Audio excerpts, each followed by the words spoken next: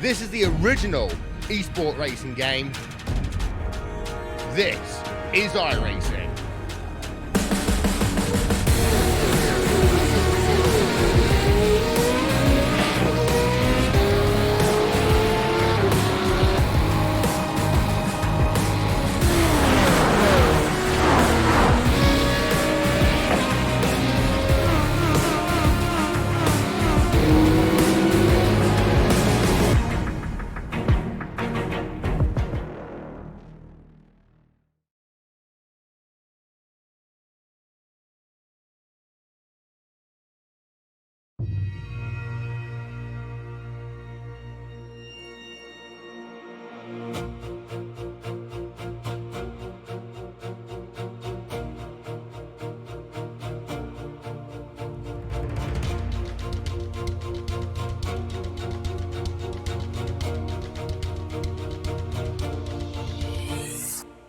Live tonight for the virtual Kansas Speedway. LSR TV is happy to say good evening, sim racing fans, and welcome to our continuing coverage of the 2019 Full Throttle Real Sim Racing Cup Series, powered by Sim Racers for Mental Health Playoffs. As tonight, the round of 12 becomes 8. And as always, we're happy that you're with us at a Monday night right here at your home for sim racing and the iRacing Esports Network. As always, Evan Pasoko, Justin Prince, and Randy Cheneth on the team with you this evening. It become 1 week removed from Talladega, Justin, where now we have one driver knowing that they'll get to that semifinal round, and the remaining 11 gonna duke it out on points tonight. That is, of course, if somebody does it to get that golden ticket for a race win.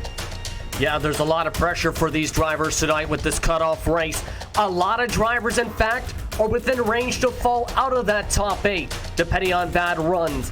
If you're in the position of drivers like Connor Horn and Jason Jacoby, you're happy. If you're in the position of, say, Jonathan Goodell or Brian Chambliss, you're panicking.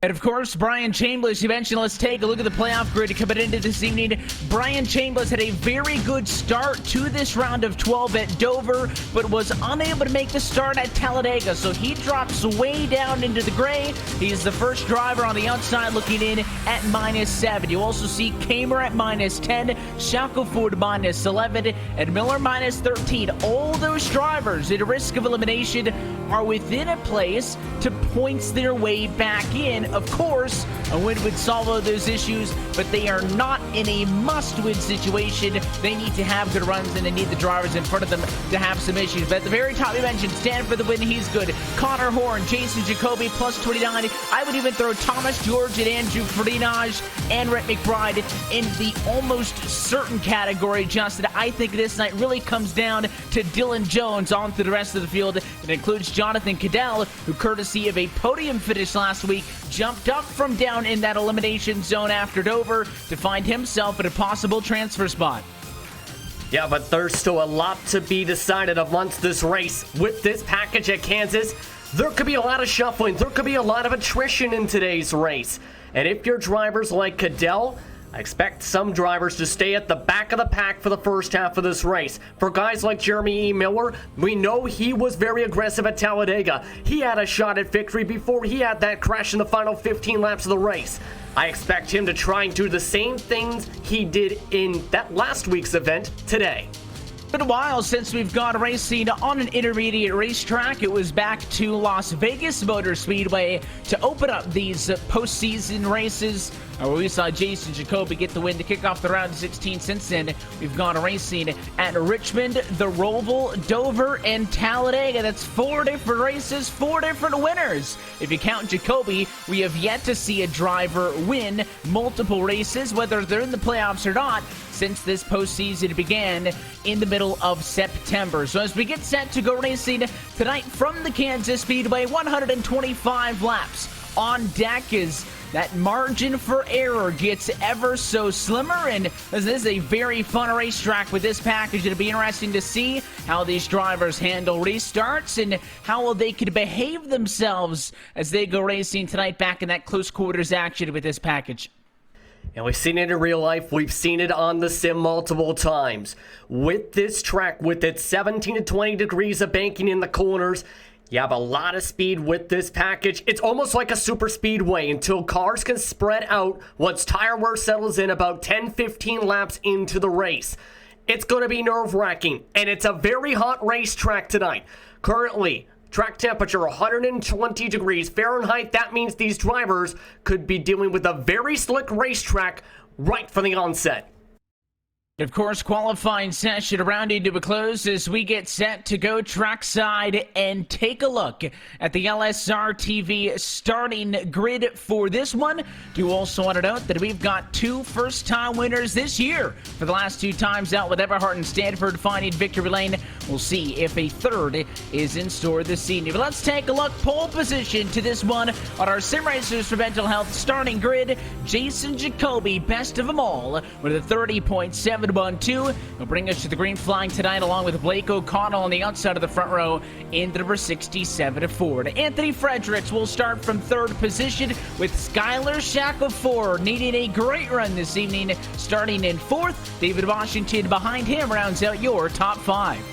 Brett McBride starts off in the 6th position, just a 1/10 of a second off the pole time. Behind him, though, keep an eye on that 23 car, needing some points. Starting in 7th, it's Jeremy Miller alongside Sean Kalis. Caleb Weekly starts in 9th, and last week's race winner is Eric Stanford. He rounds out your top 10. Continuing on through, Thomas George will start in the number 11 position, and Scott Brotherton to be on the outside of row 6 in 12th. John Fowler starts 13th. Brian Chambliss with him in 14th spot, and Todd Novosad rolls from P15. Last driver to record a time is Tom Morano. The rest of the drivers were set via provisionals, with Connor Horn starting in 17th. He'll start alongside Shane Parrish, who will drive with a fresh coat of paint today, and P number 18. Jonathan Cadell starts in 19th, with Scott McClendon rounding out the top 20. Continuing on through with those provisionals, it's Andrew Jones in 21st position, Matt Miller 22nd, Andrew Fernandes back deep 23rd, but he's got a lot of fast race cars there with him for the drivers not taking a queue times. Dylan Jones also back in 24th, Everhart is 25th, and Kyle Kamer round out your field back in the number 26 position. Let's talk a tad more about Kansas. Justin mentioned it, 1.5 mile racetrack with 17 to 20 degrees of variable banking in the corners, and that is exactly what makes this racetrack so unique. The high line, more of an option here than it is at most of these 1.5 mile tracks. Yeah, I'm glad you mentioned that. We'll see a lot of drivers, I think, trying to ride that bottom line to the start, but as the tires start to wear out and drivers have to start lifting up the throttle a bit, they'll start heading towards that wall where they can carry a bit more speed. But with this track temp, some of them might be snapping loose, some of them might be very tight and trying to deal with the bumps, especially a gigantic bump that is in the middle of 3 and 4 that can shuffle you a half a lane up the track. And we're happy that you're with us, as always, on a Monday night here on LSR TV and the iRacing Esports Network, as we get set to set home our second group of 4 drivers and winter down your championship hopefuls to just 8. It's the round of 12 finale as we say, let's go racing from the Kansas Speedway. Jason Jacoby, green flag in the air. Clean start for the top 7. A bit of a checkup though, 8th on back. Sean Catless couldn't get a good launch. But as you can tell, as we've seen all season on these 1.5 miles, with this horsepower and drafting package, you want to be on the bottom line for the starts of these races. You can see those cars on the inside. Fredericks following Jacoby. Now the 4. Carl Picado's to the outside and make a challenge for the number 1 spot into 3 and 4 for the first time. Jacoby holds the white line. Fredericks will bobble a little bit, so it'll be a cross back to the inside for O'Connell, who takes P2 back. But it is your pole sitter, Jacoby, leading at the completion of lap number 1. And this was to be expected. It is a bit easier at Kansas, I've noticed, throughout the entire week for these drivers to hold on to the starting position as long as you hug that white line. That's what Jacoby did on lap 1. Now the question is, how long can Jacoby hold it? Because that bottom line, the grip is going to get less and less tolerable. And with this hotter track, it might get more and more slippery where you have to lift off the throttle in a couple laps or so. And you can see that these drivers, as it has been all year long with this high downforce, low horsepower package, getting off and early. O'Connell still stuck it inside for the cross back, but here's the momentum down the straightaway. It's Fredericks, trailed by Shackelford, ringing the outside line up on that top side of the racetrack. Now O'Connell as well, going to join them up there, leaving just the three of Jason Jacoby on the inside line of the racetrack, side by side, and it is the first lap led for Fredericks. So he is up here mixing it up with Jason Jacoby already committing to that very outside line, and looks like everybody behind them as well trying to make that transition up to the top line. We'll see if Jacoby can find a spotted line or if he'll lose out not only in this battle for the race lead, as Fredericks again has the nose advantage as they come to 4, but Shackelford was peaking as well last time. 12 car loses a little bit of ground. Might have to get aggressive to try and cut up to that top line because he's got no drafting help whatsoever. Everybody and their friends have moved up to the top. But if you can sufficiently run the bottom line, you can see you can gain time on entry and apex. The problem is you need to slide back up by the exit to make that line work. Jacoby, he's got no room to even test that line, to even try and slide up at this point because everyone's within a car length for the first 5 spots on the top.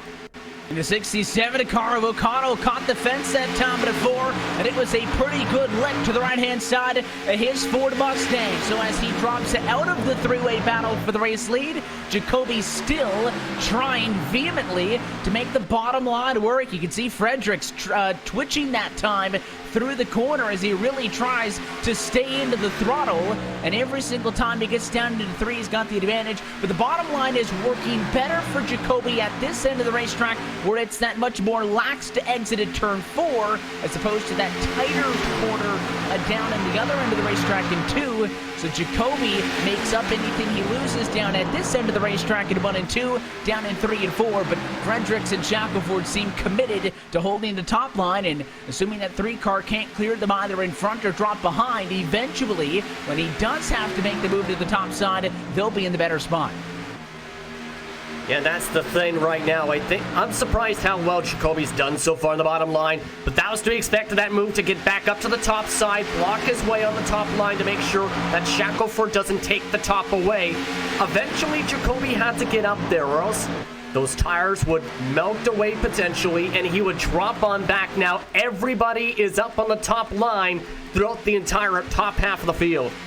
They all string it out, and it is a big snake line down the back straightaway. All 25 cars who took the green flag still in this one, only with the exception of Daniel Eberhard, who did get to the racetrack tonight, but didn't put down a time earlier in practice, or he did get a time in practice, did not qualify, and did not start this race, as Jacoby still side by side with Fredericks. But now it's Jeremy E. Miller starting to close the gap. Even O'Connell, who dropped back a little bit after that contact with the fence a few laps ago. And there's a spot in line for Jacoby. Tucks up in front of Shackelford. Now we'll see if he stays on the top line, or if old habits die hard and he wants to go back to the bottom to challenge for the lead. If not, Fredericks establishing himself to the point after starting this race in 3rd. I think Jacoby knows that he's a little bit faster than Fredericks at the moment. The problem is, it's so hard with this package at this track to pass on the bottom line once you get to 10 laps into a race like we are now. So if you're Jacoby, you're either doing what we've seen so far, try and pull off the slide job, charge it hard on the bottom side, and hope you can get in front of Fredericks. Or you do what a lot of drivers do, try and get to the top.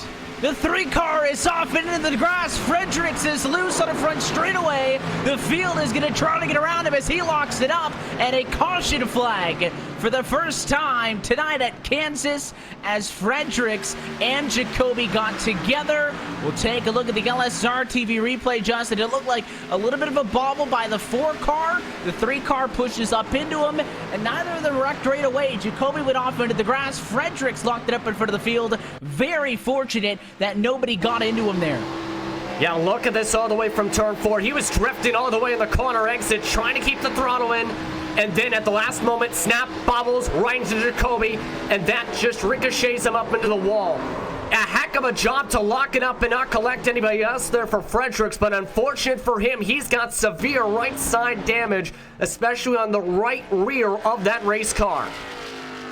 And it is a tough break early on. Both of those drivers had exchanged a couple of battles for the race lead numerous times up until that point. And the next thing you know, out of nowhere really, that bobble by the 4 car leads to some contact. And we are under an early caution flag here in the Kansas 125. It's Skylar Shackelford, a driver who comes into this evening in the gray, 11th out of the 12 cars and 11 points below the cut line, is your race leader. He's got Jeremy E. Miller, teammate behind him, who is also below the cut line by 13. If those drivers end up battling for the race win and only one of them could go in with that automatic bid for the win, this could be an interesting fight, but everybody down pit road for the first time. Yeah, I'm curious to see what that 23 does the entire race. We've seen how hard and aggressive he was all race at Talladega. Wanted to be the leader or in the lead group in the front 5 cars that entire race before he got into the incident with his teammate. But now he overshoots his pit box as well as Rhett McBride. He's going to potentially lose some track position while Brian Chambliss tries to take a lead lap point as he stayed out that time. You can see everybody on pit road decided to go for the 4-tire call for Shackelford. Easy does it, and I think the big winner of this is going to be Jason Jacoby, who ends up as the 2nd car off of the race on pit road. He came in 3rd, leapfrog around Miller, and get that number 2 spot in the race off of pit road. You mentioned Chambliss in the 45, who just took the stroll down the right-hand side. Chambliss, another driver who comes into this race down in the gray, so he'll stay out, and if he stays out for one additional lap, he could get a bonus point. Did not get that last lap led because, of course, he pitted behind your race leaders, just opted not to go into the box. But interesting that right now, 1st place, 2nd, and 4th, tentatively all drivers below the cut line, as Chambliss now does make that dive to get service. Well, Chambliss needs points, right? Because he ended up missing that race at Talladega last week. So he's trying to get any points he can. And that time, believe he actually did get the credit for the lead lap as he goes into his pit box. That allows him to come and get the tires because he let it roll on through. If he'd stayed out on the track, he would have been forced to stay on the older tires. And if you stay on the older tires, it would have been absolute disaster, because at that 10-lap point is where you start lifting, and he would have gone backwards in about half a lap to about a lap and a half. And I think that maybe it was just a simple case of missing a pit stall. I mean, it seems weird that, to drive through and then immediately come back in. Of course, you look at where Chambliss started this race at 14th. I would have thought that if the play here was to stay back and stay out of trouble, that he simply wouldn't have qualified up. So, in fact, by pitting now, he'll be restarting substantially further back in the pack than where he started this race some 14 laps ago. Lights out on top of the iRacing.com pace car as we get set to go back into green flag racing conditions. It'll be a front row that sees Shackelford on the inside, Jacoby on the outside with Miller, Washington, and Stanford. The rest of your top 5, the 12 car, going to be able to decide when this race restarts. So Jacoby going to do his best to go up to the 12, and no surprise, the teammates on the inside put the right foots down. We're back underway. And one of those teammates that were stuck in the middle of that pack, that Speedway Chevrolet, was all over the back end of Eric Stanford trying to get him to go as his 2 teammates were able to get the good jump. You take a look there from David Washington as Jason Jacoby's bumping doors. He goes right back to the inside in the 23, side by side for 2nd, and they also are for 4th, 6th, and 8th on the back, but it is Shackelford trying to work the clean air out front. You're on board in the middle of the chaos there. You saw the look from Washington as 1st and 2nd are the only one single file in your top 10. Look at all the 2 wide as we go into turn 1. Here's Jacoby now to the inside of the 12 of Shackelford for the race lead at lap number 16. And of course, the 3 car in a very good point spot, not needing this win to advance. Shackelford may be a different story as he tries to work the top line. Still early in this race, but a lot on the line for the 12 and 23, now 2nd and 3rd, with Jacoby going back to the point. And you've seen how close they got to making contact. Jacoby tried to pull off the slide job and park the bus. Just not enough space, though, as Shackelford gassed it up. This time, there is that space, but here's that crossover, side by side once again. Now let's see how the 23 plays into this. Is he going to try to work back to the inside? Oh, he'll stay up top as Shackelford, with about a couple of car lengths to spare, easily clears around Jacoby for the race lead. Now that number 3 car will tuck back in on the bumper, use the draft to close back in at 184 miles an hour on quarter entry, only dropping to as low as 177 in the center off. Here comes Horn now from 4th. He started 17th. Eric Stanford from 10th now, also cracking the top 5. Yeah, and Horn was very aggressive after that start. As mentioned, rode the back bumper of Stanford, got by Washington, slide job Stanford on the previous 2 laps to get into the top 4. So you have 3 teammates now inside that top 4, while Jason Jacoby is the only one not a part of that contingency as they fight for 3rd now. It's the fight down the back straightaway, and it almost looks like Miller backed out of that one a little bit to give it up to the 24 of Connor Horn. We're talking about the team dynamics and all of this. Connor Horn also well above the cut line at a plus 29, but a lot of those HBR cars running top 5, they have to be very happy with the speed that they have early on in this race from Kansas. Again, still Shackelford, Jacoby, and Horn. 1st, 2nd, 3rd, Miller, and now Stanford through your top 5 as the 24 of Horn is on a mission, coming all the way from nearly the back now into a fight for P2. We've seen Horn and Jacoby exchange blows many a times in 2019. This will be uneventful though. The Speedway Chevy tucks in line in 2nd. Yeah, Horn quickly got on by Jacoby. I think the reason that Miller let on by that Speedway Chevrolet, he knew that Horn was coming and coming quick. He's one of the fastest cars on the racetrack, had the fastest lap of the run so far, and right now is all set to challenge his teammate here. Keep an eye on this. I'm curious to see if Shackelford puts up a fight or if he gives Horn a bit of slack here, because they know Jacoby's quick and Freenosh has already worked his way inside the top 8. Pretty nice. You get all these drivers from 23rd, a Dylan C. Jones from 24th, the Kyle Kamer from 26th. All those drivers have made their way into the top 12. Again, at the earlier part of this night in qualifying after they decided to not take times in queue and to start at the back of the pack. It was a different story for Shackelford, but the 24 cars driven up on them. They're 1st and 2nd, a little bit of breathing room. The top 3rd on back, where there's still plenty of fun to debate a pack. You got Kamer side by side with McClendon. That's in exchange for 11th and 12th position, but hard to take your eyes off of the fight up front, because with this package, you're on someone's bumper. They can be side by side in the blink of an eye. Yeah, all it takes is one mistake or one bump. And as we've seen, the grip levels are very minimal for these cars, even though you have to stay on the throttle. These drivers are going to basically have to burp the throttle on corner entry, basically, where they basically treat it like an egg. Get off the gas for a split second, get on it. Get back on the gas, just throttle it, so to speak, to hold onto the grip. And once you feel the car settle itself, you hit the gas. That's what these drivers are having to deal with at the moment with these grip levels, as 3rd place has just changed hands. It has gone in favor of the 23 of Jeremy E. Miller, but this exchange is not done yet. Here comes Eric Stanford. He'll go on the very inside. The race winner last week at Talladega. The only driver who knows that he's into the round of 8, trying to mix it up, but he had a big snap that time before. So Miller gets back in the front, and it'll actually give that 3-car Jacoby a fighting chance for the number 4 position. I just think Stanford's better, despite the fact that he's working against the rhythm, if you will, on the bottom line. Won't happen this time, but I don't think the 19 is going to give up. And a caution flag's out. Back in a caution flag tonight. It is not up front. It is slow at a turn 2. It's Brotherton or Stillreckon. Brotherton got hit late. It was actually Shane Parrish, another driver involved, but even further up the road, Blake O'Connell involved in this incident with Sean Kalist. And we will take a look at this one on the LSR TV replay. The 43 car got into the outside wall. He came down into the 78. You'll see the 18 car come up onto the scene. There it is there. It all starts with a 43 in the center of the corner. Watch Kalis here.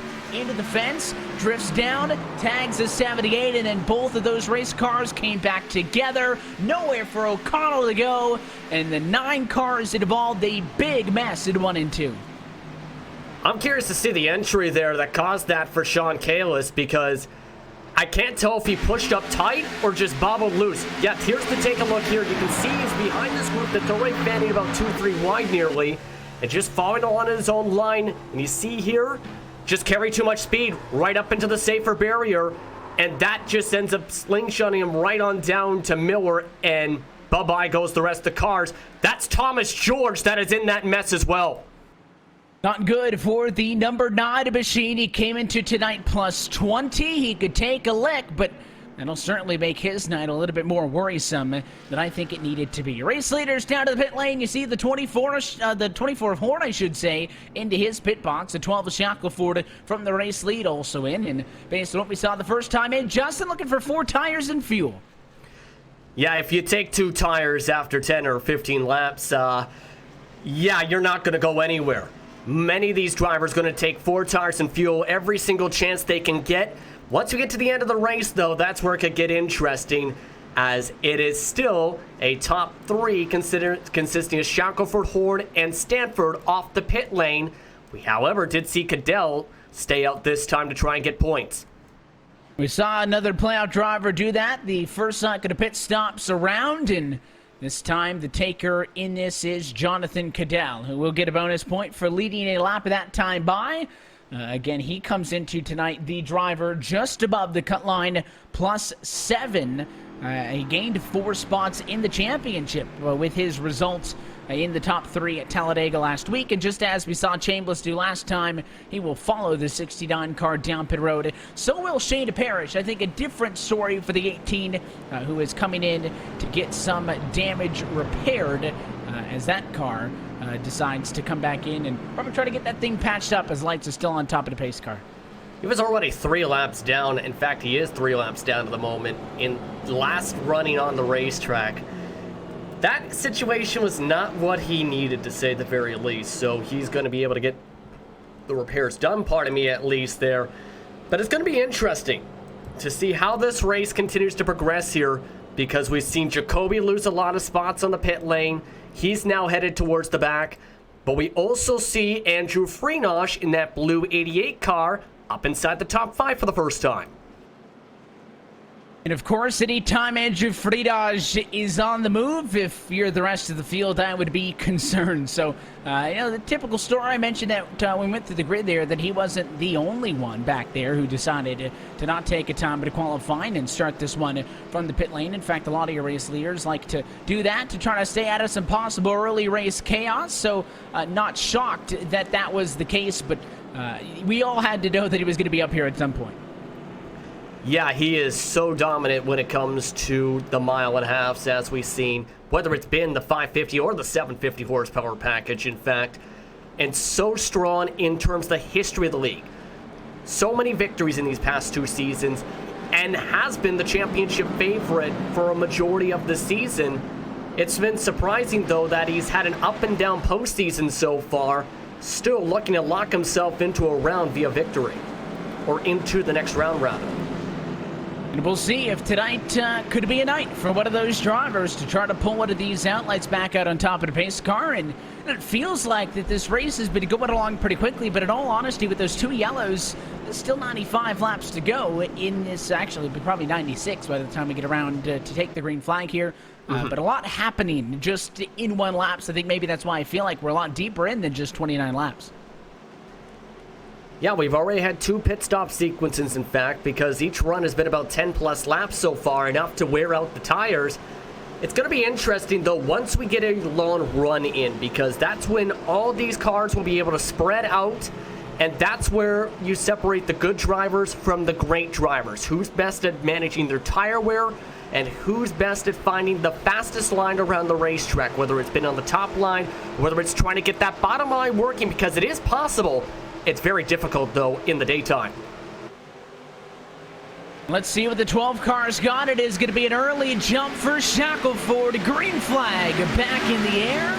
With the 24 on the outside, he'll tuck right into behind him. In the first fight, we'll see he'll be amongst some Aegis teammates for the number 2 spot. Stanford on the bottom end of 19. The 03 on the outside, that's Jones, but a 24 can't get a good exit out of 2. So Stanford crosses to his inside. He's got a big run on Shackelford, and he'll give him a shove down into 3. I'm surprised that Horn quickly slid up like that there. I think he's just trying to establish the top line. And that's why they're able to get the crossover. But we got a car in the grass. Kamer's in the grass. Kyle Kamer off and out of control, but he is going to hang on to it. There he is, plenty to back up and onto the racing surface. No caution, we stay green. That was all on his own as he got loose out of 4. But again, no harm, no foul. It is going to cost him, though, a lot of critical points. Kyle Kamer came into tonight -10 and needing a good run to get above that cut line. Back watching the fight for the lead. Shackelford leads Horn. Now it's Ferinage who tucks up high. He'll take third away, but 19 is Stanford. And Ferinage is on a charge. He wants this race lead. And I think this has to put the urgency down to the 24 car of Horn. We know how they've gone back and forth on these racetracks all season long. Already just separated by a car length. But take a look at this line. Ferinage trying to use that bottom line. One of the few drivers comfortable with that on the short even. And that gains him so much time on the bottom line with how he's been able to execute that. The problem is, I don't think he's going to be able to get the space quite yet to clear for a pass. You see the 88 go right back down to the white line. There's some more great fun behind them with cars either on the fence or nearly on the apron. And, Ferinage made up a lot of the deficit, but off to the corner. That's why the outside is so good here at Kansas with those extra 4 degrees of banking that butts down low. You can carry that speed through the quarter even more so than the bottom. I mean, both lanes very good at carrying speed. You talk about the differences with this package compared to years past, but it hasn't changed. That the outside is still where you go. Look at the 88. I mean, left side tires were on the white line that time, trying, digging, scratching, and clawing for everything he could get. But Shackelford Horn stay true to each other. And as they're lined up at the outside, so far, no dice. And it's been amazing how well he's been working. Take a look at how he's working this steering wheel as he nearly got clear that time by. This is the best we've seen anyone use the bottom line so far in the lead pack. The thing is, again, eventually, if you can't get to the top line, you lose the advantage of running that white line and gaining that time on the entry apex. Because again, as you mentioned, you're able to carry more speed momentum on the top line. That's allowed the top 2 to still keep themselves in the top 2 spots a majority of the times by the stripe. Looking at this fight, there's 7 cars within a second of the battle for the race lead. Look at that for a bumper shot. I mean, the 24 was pushing the 12 on the straightaways. Again, not shocked to see those two looking together. Here's another look off of the back end of Shackelford. That's the red and white number 24, Connor Horn, who with that speed blows past the 88 of Ferinage. He won't get close enough to actually give him a shove again. But these two drivers seem to be pretty coordinated in what they want to accomplish on the outside. And because they stay in line with each other, again, it's that much more difficult for the 88 of Ferinage to make this pass. He's got to get around essentially 2 cars, clear them full, if he wants to get up in front of them. And when he gets into the quarters, he's more so actually fighting with Horn than he is Shackelford, as that inside starts to get more and more challenging the longer we get on these tires. I think he's realized right there, cutting up to the top side, he needs to get up there to be able to launch down to the bottom properly. But it looks like he's committed to trying getting this to work. We've heard drivers discuss this on some of the tracks. They prefer how the tire wear is, specifically, in some cases, less tire wear when you run on the bottom side. Places like Bristol, for example, compared to the top line. Ferinage seems very committed to that, but he's going to have to take some time to regroup and get his tires cooled back down and get himself positioned to go back to the bottom like right here. But he'll try again. It's funny, we saw a similar thing earlier. Oh, and a caution flag. A third one of the night. There's a car on pit road. There's a bidding on the back straightaway. It is Tom Morano, I think, in the 42. Yep. Yes, it is. The third of the night. And as the replay will show, not space up there. Check this one out. Going into 1 and 2, trying to catch up to a battle. A couple of cars get in contact with each other in front of them there. He's got some speed, and he wants to clear Caleb Weekly. Not quite. Comes up in front of the 10 car, and the 42 is into the outside wall. That's a lot of damage for both Morano and Weekly.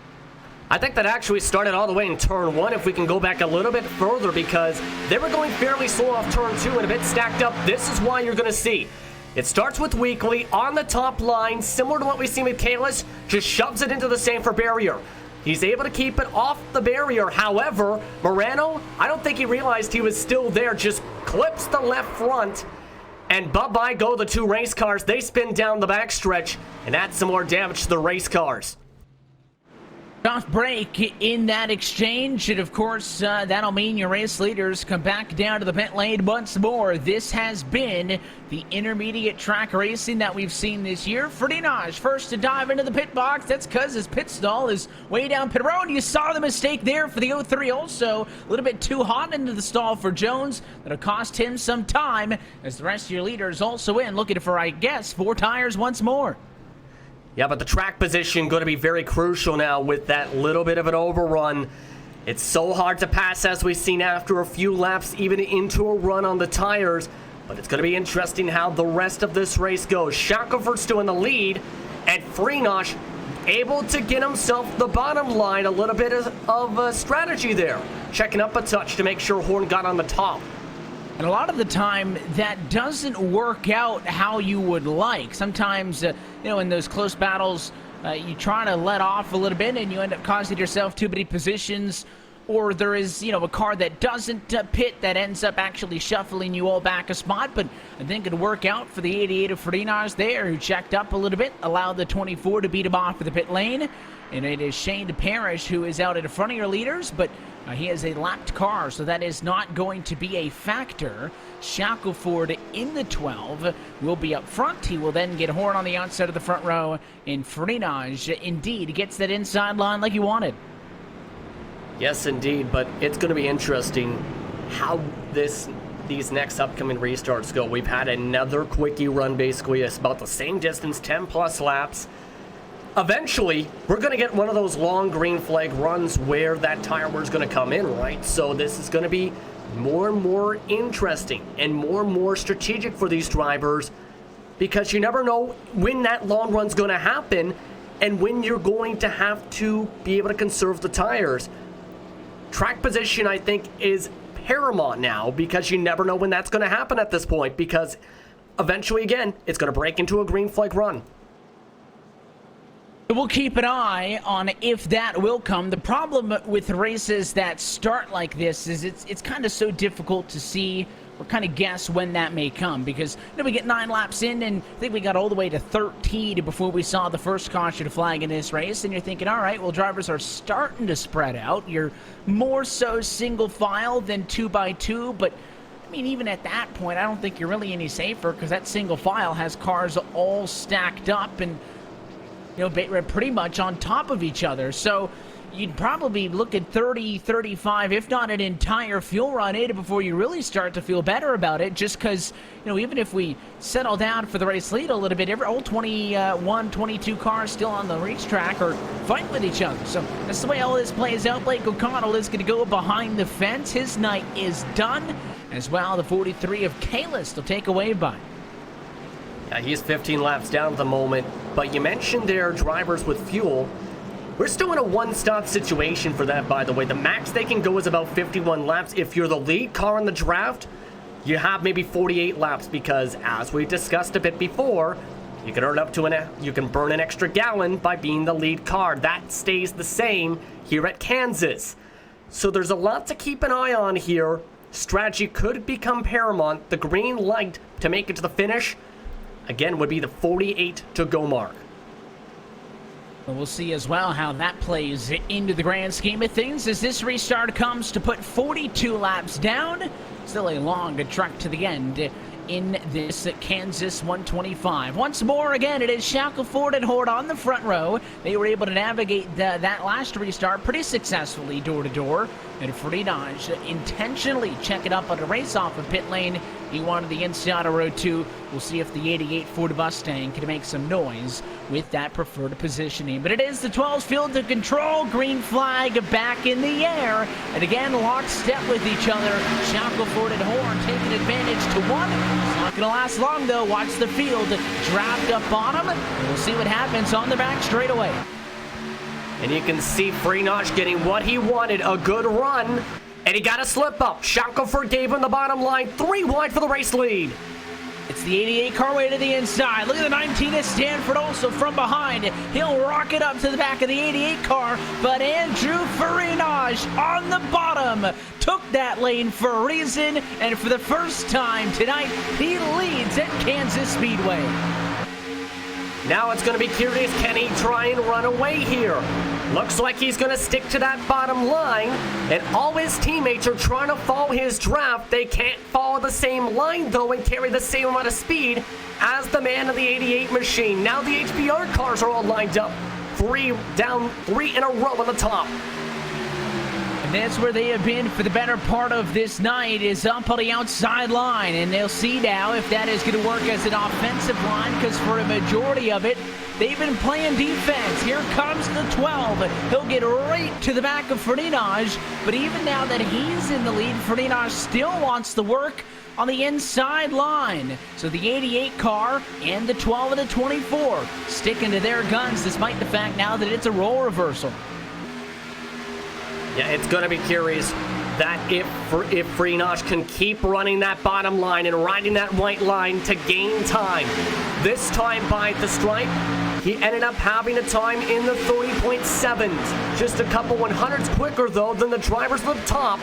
As they continue to try and shuffle their way around, Miller has finally found his way up to the top, but lost a couple spots in the process in that blue and black car. You can see him pushing down the straightaways. So first, second, third, Freenage, Shackelford, and Horn. Stanford ends up 4th off for the restart. Miller now losing a spot to Dylan Jones. The 03 machine making up after giving up a spot on the pit lane. You saw him overshoot his box when he came in. So he's now clawed his way back to the top 5. But of those top 5, only one of them started really in a top 9 position. It was Shackelford from 4th. He got Freenage, Horn, and Jones, all from outside of the top 15 on the grid that have gotten here before we reach the lap 50 marker. And hold on, big bubble that time for Stanford, and a good save. He'll hang on to it. The 19 car loses a ton of momentum. It'll be the purple 23 ringing around on the outside. So Miller gets past him. As now back up front for the race lead, it is Shackelford on the bottom. He'll get by Freenage. The second the 88 moved up top, the 12 car went down low and took it right back. Yeah, you seen it right as it was coming. A good run off of turn 4 with the help of Horn, in fact, that pushed that 12 machine to the point. Now, can Shackelford hold on to the lead? That's the question. As you see, Freenage and a bunch of others are still trying that bottom line, but Jacoby tries the middle to top. That doesn't help out much in this exchange either. Jacoby's going to have a car running his bumper down and into the corner. It's David Washington, who was all over the back of him. About 1 second off for the battle for the race lead, which is single filed out. You can see it here. Everybody top 10 single file. There's now a peek to the inside as Washington, the one on the move. He'll go to the inside of Jacoby. It's a fight for 7th position. And here's a name we have yet to mention, the 5 car of Rhett McBride. He's the one watching on. McBride also somebody who came into tonight in the green. The 17-point advantage over the cut line, just needing to finish this race in one piece to move on. Yeah, and he's doing a good job of that. Kept the car clean, kept it stable, and kept it in line, not being overly aggressive, knowing what is at stake. And that's what you kind of need to do. Just stay calm, get yourself in a position to run to the end. While others like Jacoby, who are basically all but secured in terms of points, they're not afraid, it seems, to try and fight to get themselves up towards the front. Speaking of the front, the top 4 now lined up within a quarter car length of each other. And the 24 is right on the bump with the 12 car. There's the onboard shot looking off for the nose of Horde up to Shackelford. He'll go high a little bit earlier. I was going to be surprised if that was a challenge for the race lead, and it was not. Again, these two cars have been pretty committed to one another, and if this is indeed the right thing that we're picking up on, Justin, it makes a ton of sense because, as noted, Connor Horde plus 29, basically a mathematical lock once this race actually started to make it to the next round, but a very different story for teammate in Shackelford, who is minus 11. The 24 car could really be a teammate here. I know we were talking about how teams were important last week at Talladega, but maybe tonight as well. He's been on the bumper, the 12 not only pushing him, but I think also kind of warding off challenges from other cars through the opening third of this race, and I would suspect that that's going to continue as long as these cars stay near the front of the field. Yeah, he's basically Shackelford's wingman at this point, right? Just being patient, not going to make the move if it's not there, and trying to help Shackelford in any way he can, knowing what that point situation is. Basically, just expect Horde at this point to just stay in line. I think Horde's a little bit quicker, but at the same time, he knows what's at stake for that 12 car and what needs to be done with this race as it continues on. And watching some of the other drivers in this mix, if Frenage is kind of stuck fighting 2-on-1 here, what do you do if you're Jones or, Miller as well? Kind of slots into the mix as well. So it's a handful of teams here, and then the 88 car also. Don't forget about him either in third when you relate back to the likes of Jones. And how about Stanford now, side by side with Miller? So these big teams that have been going at it for the better part of the year. They have had some run-ins and some disagreements, and I don't think anybody should be surprised that they are well represented running up front late in the season, and of course in that championship picture. And Miller's made it clear the past few weeks the way he's been driving and kind of the driver language, so to speak, that his car's been vibing off, so to speak. He's not going to give up positions without a fight. He knows what's at stake. We've seen how aggressive he was racing Talladega before he tried to shuffle one of his own teammates out of line and caused himself to get into an incident. At this point, he's going to be fighting hard. The problem is, he's just a touch off these 4 cars in your picture, about a 1/10 of a second slower, and if he loses the draft, it's going to be very difficult to catch back up to the lead pack on worn tires. Now getting to the point off for the restart, of course, we went back green just at lap number 43. 13 laps is the longer end of the runs we've seen tonight, with 3 yellows up until this point. You really haven't gotten any deeper to run than we have, to this extent. So can these guys figure it out? Are we going to start to see these cars get pushed a little bit harder as Jones, the lone driver, to go to the outside, and Miller spinning the 23 car. Hard contact, and he takes Stanford with him. Caution at lap 58. And that's going to have ramifications for Miller's postseason. We're going to take a look at this overlay from the backstretch. It's looking very good through 3 and 4 until, as we've seen multiple times, with these grip levels, with this high track temperature, it bobbles off the corner right about here. This little bobble shuffles him to the right. He tries to save it, overcorrects in the grass, and collects one of the Aegis cars. So Miller's postseason chances to go to the round of 8 have just took a massive, massive hit. It was all on his own. Won the first time tonight. We've seen somebody get loose out of 4, and of course that could have been a lot worse news for Eric Stanford if he had finished about 0.3 of a second further back in a race to the checkered flag at Dega last week. If he had gotten beaten out by Cadell, he would have been in an iffy spot. This yellow would have had a lot bigger ramifications for the 19 machine. Instead, well, he's fine and through, and really the big loser in all of this is that 23 of Miller, who came in the furthest below the cut line of minus 13. I think it would be a well-fought battle for him just to stay in this race, let alone get a competitive race car. Yeah, the amount of damage, especially the rear end damage, is the main concern if you're the team for Jeremy E. Miller. That speed is going to be all but gone in that race car.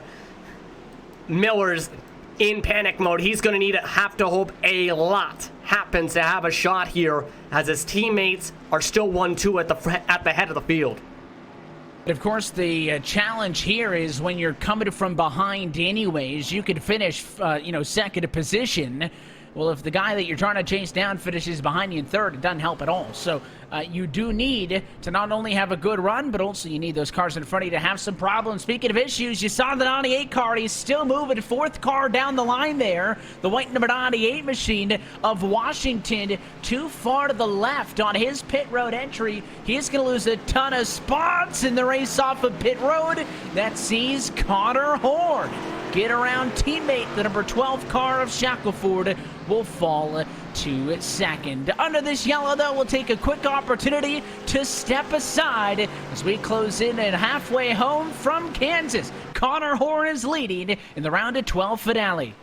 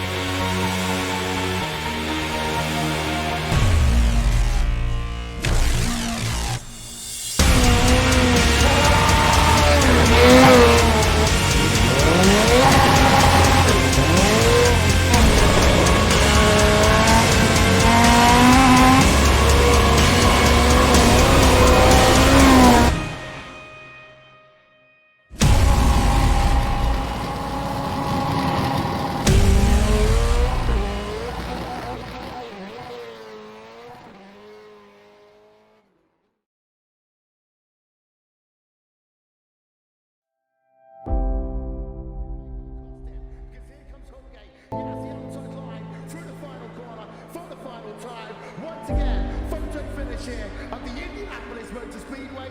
Will it be Tim Hogan? It's going to be Christopher DeMerit at the line.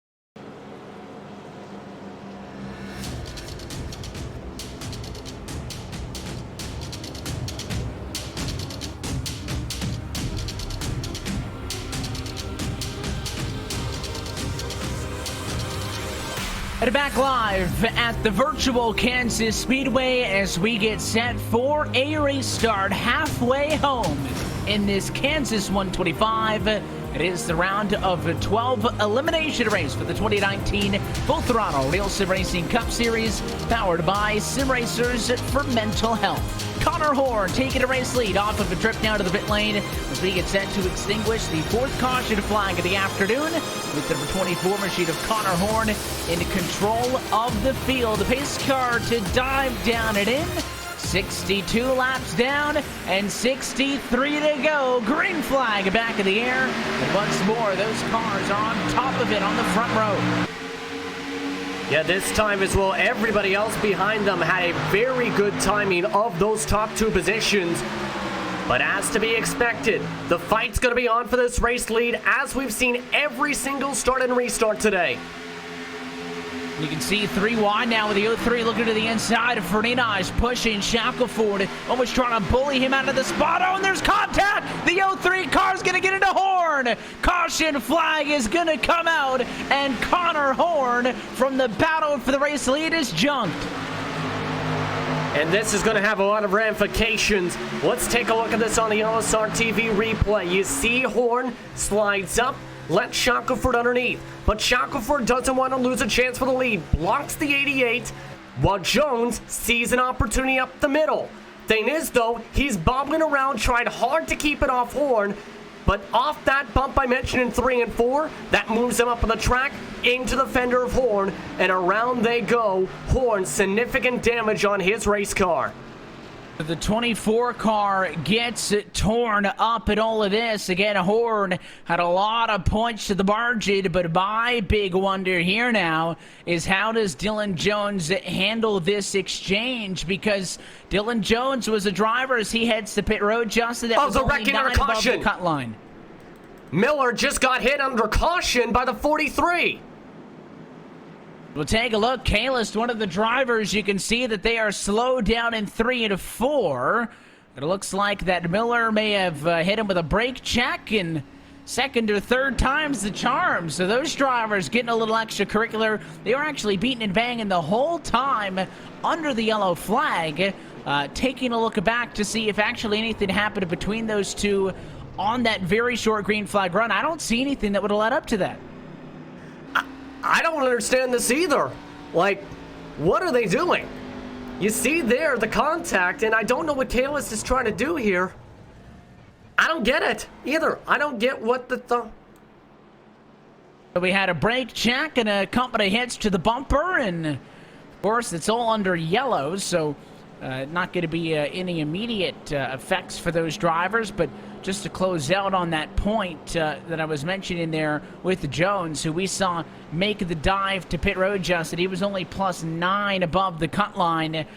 He has yet to claim responsibility if he feels like, of course, that he was the cause of that caution. If he decides to not claim one then, and it decided post-race in a review that he was the cause of an unclaimed caution, that could cost him a ton of points and could make a difference in whether he advances or not.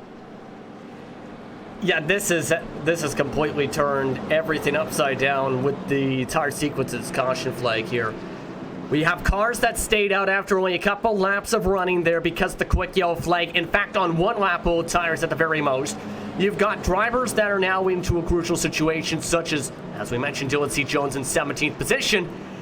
I don't even know what to even think at this point now, because we know Jones has speed, but at this rate, it seems like track position is king. If you don't have track position, good luck.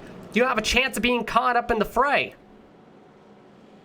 And this is kind of, you mentioned, with all the different strategies, how it kind of muddies the water a little bit. There is no more, let's do a 20-lap run, then we'll all pit. A couple of quick yellows back-to-back here means that everybody's kind of jumbled up. Certainly, 20 cars are still on the lead lap. The complexion at the front of the field has changed a lot. McBride will restart in 3rd. Cadell now up to 4th. And Caleb Weekly in that 10 machine still holding strong despite some damage is P5.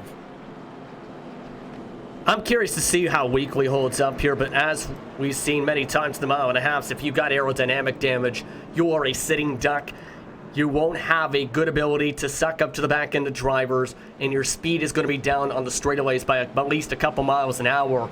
So he's somebody that might have to fight for his life to hold on to track position here, but everybody else has fairly clean race cars, and only that 1 lap difference on the tires.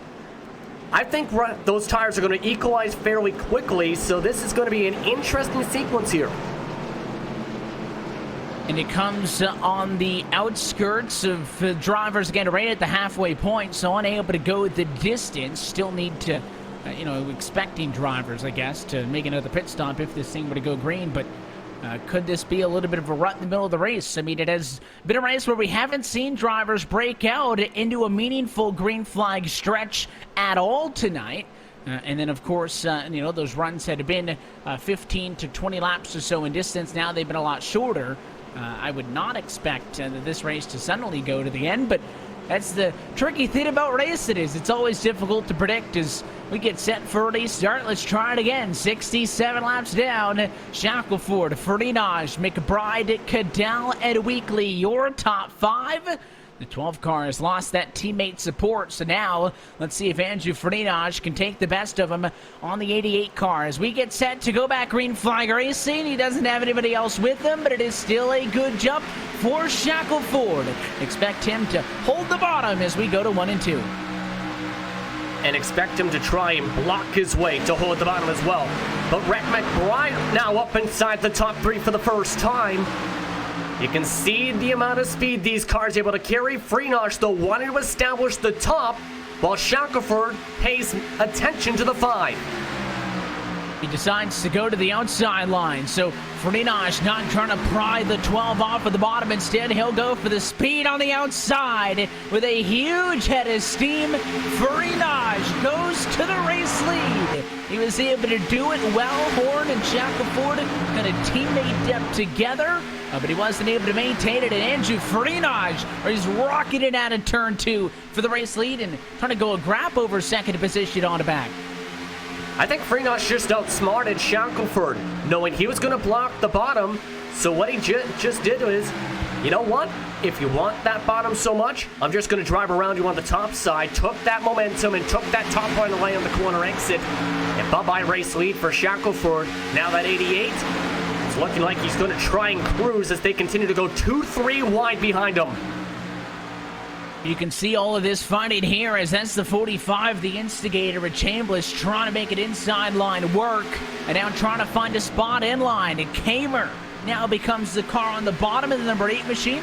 Side by side, there it is with the 10 of Weekly. And they are door to door. Kyle Kamer, somebody else who has been pretty quiet tonight after starting back in position number 26. Came in 10 points below the cut line. Clearly his strategy call to stay back and stay out of trouble has worked so far.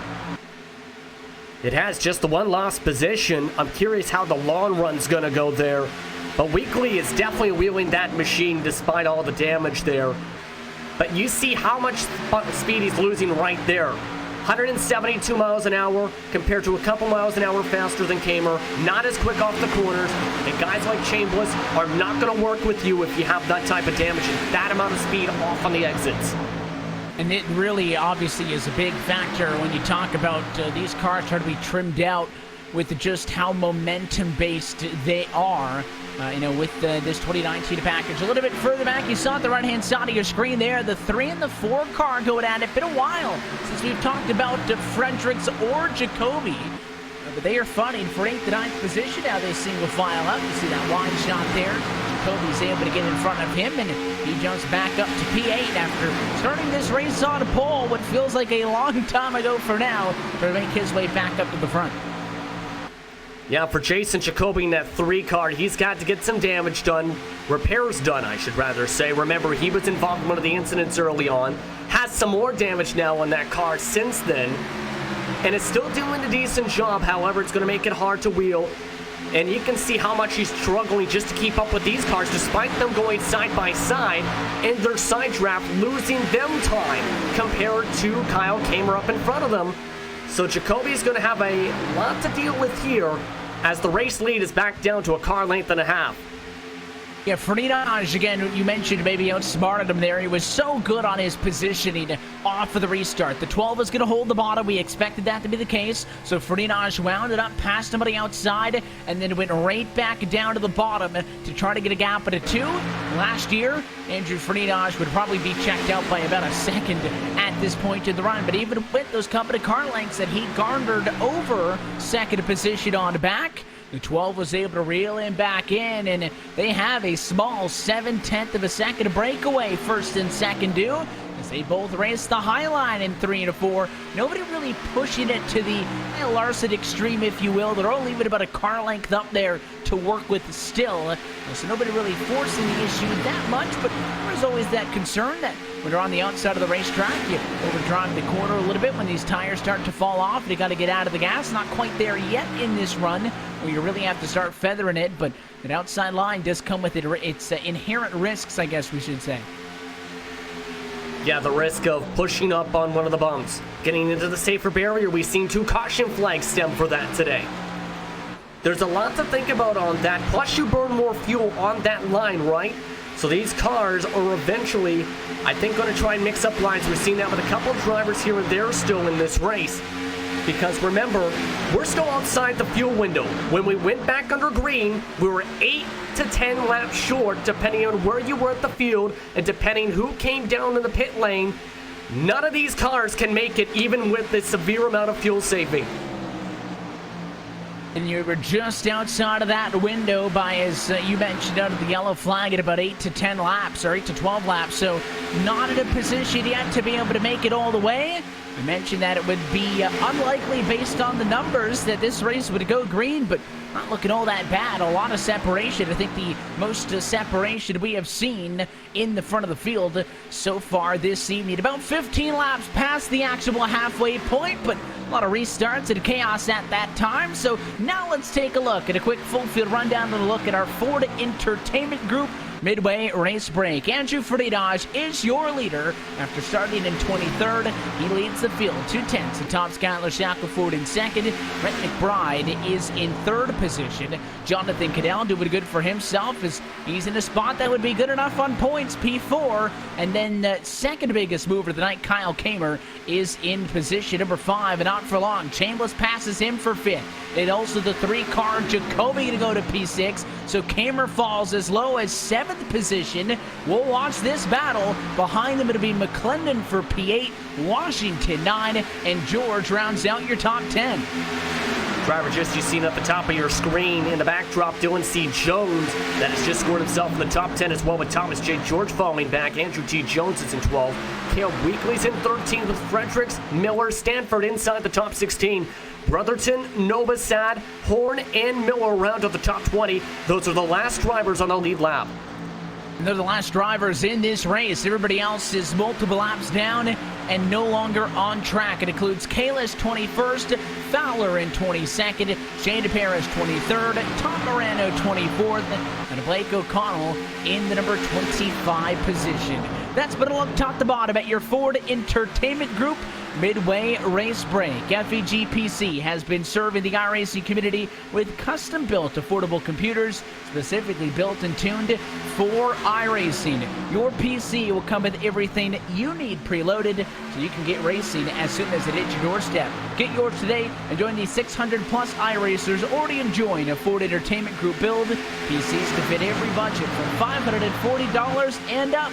Go online to fegpc.net and mention code LSRTV10 to get your builds quoted today. Frenage's advantage has pulled to 4/10 as we pick up that fight that kicked off during that rundown. Jacoby was able to leapfrog both Chambliss and McClendon to get to P5, and now it all settles down for a moment. And the clean air is definitely helping out Frenage up at the front. And clean air is eventually going to settle to battles such as this with how much the gaps are starting to pull away amongst the packs as we were expecting once the tire wear kicked in. You can see guys like Kamer trying to use that top line. But I'm still surprised to see how well the Aegis cars specifically have been able to run that bottom line. The difficulty is very high in the fixed setup to do so, and they've done it the best out of anybody. Constantly be able to run that line, save their tires a bit while doing so, and keep it near side by side. Well, drivers like Jacoby who tried that earlier, they would lose about an extra 2-3 car lengths a straightaway with that exact same line. And you see drivers, even this late into the run, still trying to work that very inside line as this battle strings itself out now nearly 5 seconds off of the race lead. You've seen drivers top 10 to be that far off of the race leader at any point tonight, but it's Jones challenging to the inside of Kamer, just being able to get around David Washington. So you can see Washington backing some cars up behind this duo here. He's got the 9 of George and the 64 of Jones behind him. What would be 10, 11, and 12. This time, though, they all stay in line, and they ring around the outside to 1 and 2. Yeah, with the dirty air, you have to think about this, too. It makes it difficult, especially in the corners, to be able to time up a run. You get some help with the draft down the straightaways, But once you get to this point, if you can't immediately do that slide job, you have to basically try and pass in this part of the racetrack here. Get to the top side, into the right rear quarter panel of the car in front of you, take away that line, move right on by in the corner entry. No one's been able to surprisingly do that today for the most part, but I eventually wouldn't be surprised to see a couple drivers try it at least to see what they can do here if they can get the proper run. And that's the key, is right, they need to get that momentum. It's not something as simple as, you know, backing up the corner. It really doesn't work that much in these cars as, you know, once upon a time. So you see this group of 5 cars. It's in the maybe a trend this year where you do get these packets of cars, and you know, they're not immediately pressing to one another, but you know, Cameron can't really make a mistake, or Jones will get on him. You can see the 03 machine. That was a good shot there. Close in from about 3 car lengths off to just 1 in that trip down the back straightaway. And then, of course, the 8 car kind of regains his footing and picks it back up on it inside out the final 40 laps at Kansas Speedway. But again, still thinking that we are not going to have enough to go the distance. So that's a big thing. Yeah, again, they're about 8 to 12 laps, give or take, depending on where you are in the field short. If you're in the draft, you can make it an extra 2 to 4 laps. If you're leading your pack, you're burning that extra amount of fuel, so it causes a lot of concern, in my opinion, for a lot of the drivers, but opens up the strategy if this race stays green, because that leads to the question. When we get to that point where we have drivers having to take fuel, do you take just fuel only? Do you take 2 tires? Do you just top off in the car rather? Do you take 4 tires? There's going to be a lot of question marks and a lot of drivers doing many different strategies here. It's going to become absolutely crazy if this race stays green. That's the key. And it looks like, again, with every passing lap, that those odds tend to go up, and maybe they're just going to do it to spite me for saying, hey, I don't think it's going to happen. We might have a couple more race starts. But like I said, racing can be a finicky thing. And up front, Ferdinand had a little bit of issues getting it around lap traffic. And I should say that lap traffic was a teammate to the car in second position. Didn't block him or anything, just didn't proactively get out of the faster line. So Ferdinand got held up a little bit there, but he still gains ground. His advantage over Skylar Shackelford in second is nearly a second. It is 2 seconds back to Rhett McBride.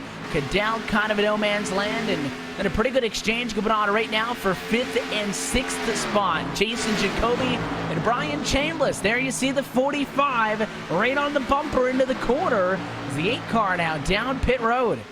Yeah, we just seen 3 drivers, in fact, duck down. They're rolling the dice here, hoping this stays green, and prioritizing, it looks like, the grip of the tires more so than the distance that you'll have by staying out of the racetrack. It's going to be very curious to see what they can do here, because they need to have a pull of the draft for 1, but for 2, they're going to have much fresher tires all the way to the end compared to a lot of these other cars. And that's the key in this exchange. Do you want to come down and get those fresh tires now, be on the older tires late, or would you rather it be the inverse? Just to kind of put a perspective, though, in all of this, Andrew Ferdinand's last lap was a 32.3. Granted, he's probably one of, if not the fastest car on the racetrack out in front. But a 32.3, you compare that to the best lap he put down at 30.7. There is still but a second and a half of fall off. That's not a ton compared to some tracks, but it is a noticeable amount as Skylar Shackelford now dives to pit road. Seems clear these drivers, Justin, are trying to split this 60 or so lap run to the end in half, as opposed to running it all the way to the point where they need fuel closer to 10 to go. Which would absolutely make sense, and it's a simplified strategy. And Shackelford, I don't blame him for going with this strategy either, because if you stay on the racetrack, fall behind Ferdinand, let him dictate the strategy, there's a chance he doesn't even get the chance to make a pass. So he's trying something different, seeing if the tires and fuel can work, be able to close back up the time, and see if his strategy can work with the tire fall off as part of the factor compared to this 88 car. Thing is, though, it's going to be interesting what the strategy for him is going to be, because there was a lot of official races, Evan, that were in the same sort of situation. In fact, a couple NIS ones specifically, where drivers tried this strategy. They got massive amounts of track position, about 6 to 7 seconds in they were closing in enough, the drivers who did take tires around this window. Here's the thing though, each time in that window, we've seen a caution jumble things up within 5 laps to go. Does it happen here in this series?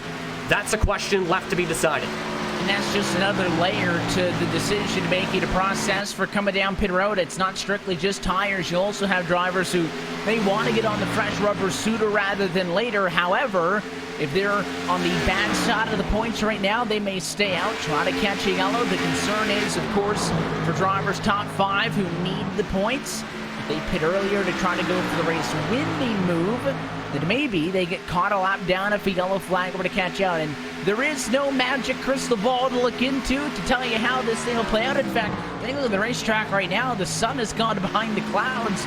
Overcast conditions all of a sudden in Kansas. Cools things down a little bit, and the partly cloudy conditions. I'm sure the sun will be back out and heating up the racetrack pretty quickly, but the racetrack that has seen a lot of sunlight all race long, Justin, as it peeks itself out from around the clouds again. We're talking about racetrack temperature at 126 degrees. Yeah, it's been around that point all day. Remember, we started as low as 120 degrees Fahrenheit. The local in-sim time was about 1 p.m. when the green flag dropped for these drivers. So they've been having to deal with the slippery racetrack, having to go near full throttle all the way around the racetrack since the drop of the green flag. That's going to be a lot on the body and a lot of stress to make sure you don't make a mistake. But it looks like Andrew Freenosh has elected to come in and pit as well as Dylan C. Jones this time by. They're both in at lap number 97, so it'll be just under a 30-lap run to the end of the race for both these cars. No shocker, the decision is 4 tires and fuel. Freenosh is out. You can see the 88 car on board with them as he'll plan to back out onto the racetrack and try to maintain a race lead in this one. This 88 car had grown his advantage over second place Rhett McBride. McBride in the 5 has also been down pit road. He decided to get his service, I think, the lap prior to when Freenosh did. So that is a small discrepancy between the two, as McBride is another driver in this big picture who needs points but is down at 18th spot. And you'll also see with that 88 car now in traffic, Freenosh not losing, and now there it is, now losing his lead lap status, so that's even a concern for the top cars. Yeah, and that's going to add a lot more pressure to catch up to the drivers. There is about a second to 1.6 seconds difference between the new tires and the old tires.